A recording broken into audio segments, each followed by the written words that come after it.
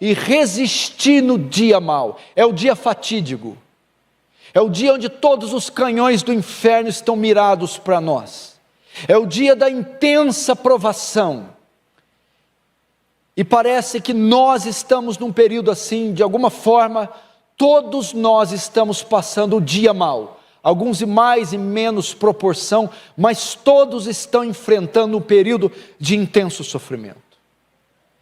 E nesse período, existem algumas aflições, escute, que nós somos submetidos, que são tão difíceis, que são tão intensas, aflições tão agudas, que só podem ser suportadas mediante o consolo divino, mediante uma intervenção divina, mediante a misericórdia divina. E é isso que eu quero falar um pouco aqui, do consolo em meio ao sofrimento, ou por que alguns sofrem mais do que os outros. Para sabermos isso, vamos saber um pouco do pano de fundo da carta. Paulo escreve a segunda epístola aos Coríntios com algumas finalidades, e uma delas era de combater os falsos mestres. Havia uns falsos mestres, uns falsos apóstolos, que estavam se infiltrando na igreja de Corinto, e estavam desacreditando o ministério do apóstolo Paulo, estavam semeando que Paulo era um apóstolo falso, que não deveria ser ouvido, não se deveria dar crédito em Paulo. E uma das acusações que esses falsos apóstolos faziam, era que Paulo não podia ser um apóstolo legítimo, pela quantidade de sofrimento que ele passava. Falei, esse homem não pode ser apóstolo, esse homem apanha demais, esse homem é apedrejado, esse homem é preso, esse homem é caluniado, esse homem é pobre, esse homem vive escurralado.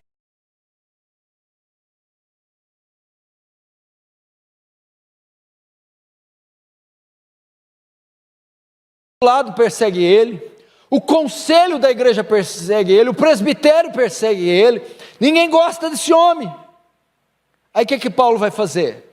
Uma das finalidades da carta é apresentar sua defesa perante os coríntios, dizendo, não, eu sou um apóstolo verdadeiro, e essas tribulações e sofrimentos que eu passo, isso não negam, não diminui o meu ofício.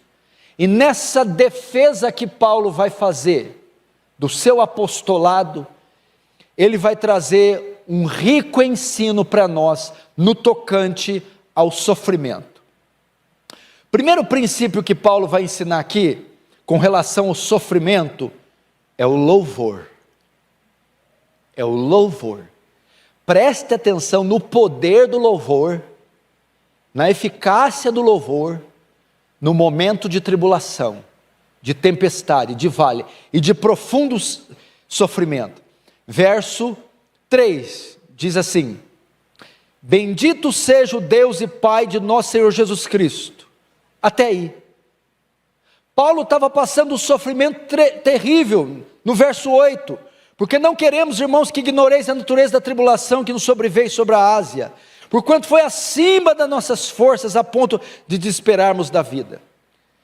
Paulo estava sendo acusado de não ser apóstolo, pelos sofrimentos e tribulações que ele estava passando, e de fato ele estava passando no momento em que a notícia chegou em Corinto.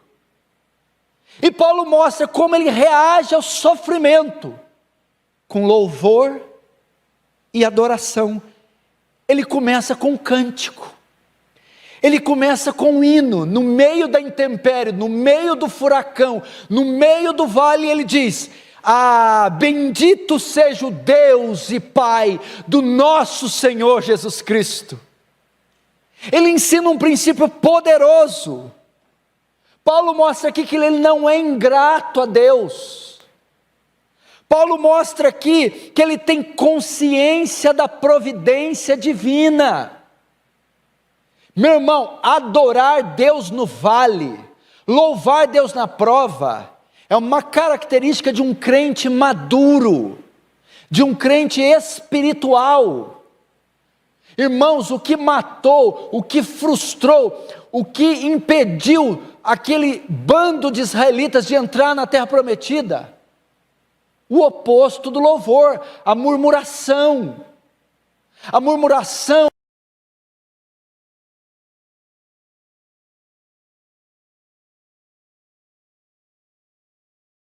prova de carnalidade, de superficialidade e até de inconversão, porque eles estavam sendo submetidos a um escaldante deserto.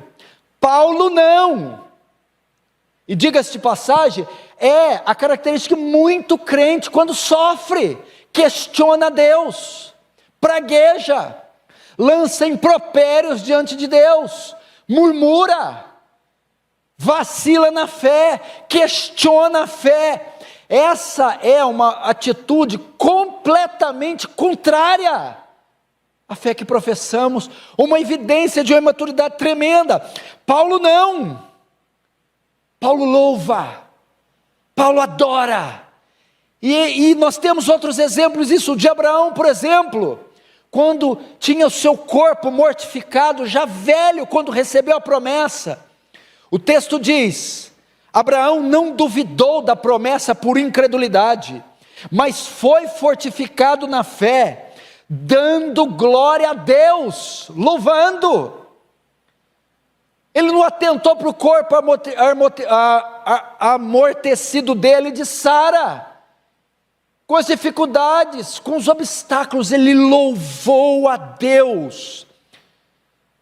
Veja Davi no Salmos 34, que essa seja a nossa marca. Verso 1, bendirei o Senhor em todo o tempo, e o seu louvor estará em todo o tempo nos meus lábios. Bendirei o Senhor em todo tempo, e em todo tempo estará o seu louvor em meus lábios. Louva a Deus, meu irmão. Paulo e Silas em Filipos, por volta da meia-noite, Paulo e Silas oravam e cantavam louvores a Deus, e os demais companheiros da prisão escutavam.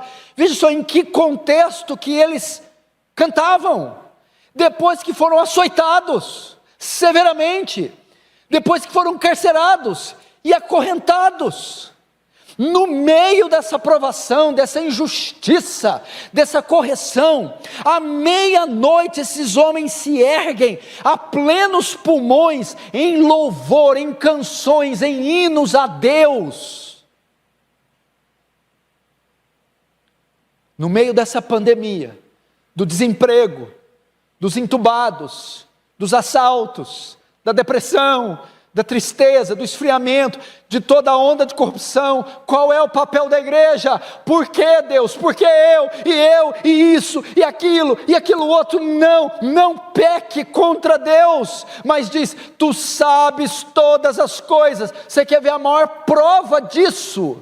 De uns cristãos mais maduros, o homem que mais sofreu na Bíblia, perdeu junta de bois, perdeu junta de camelos, perdeu as ovelhas, perdeu a plantação, perdeu 10 filhos, Jó foi destroçado, e como se não bastasse, foi ferido de uma chaga do alto da cabeça à planta dos pés.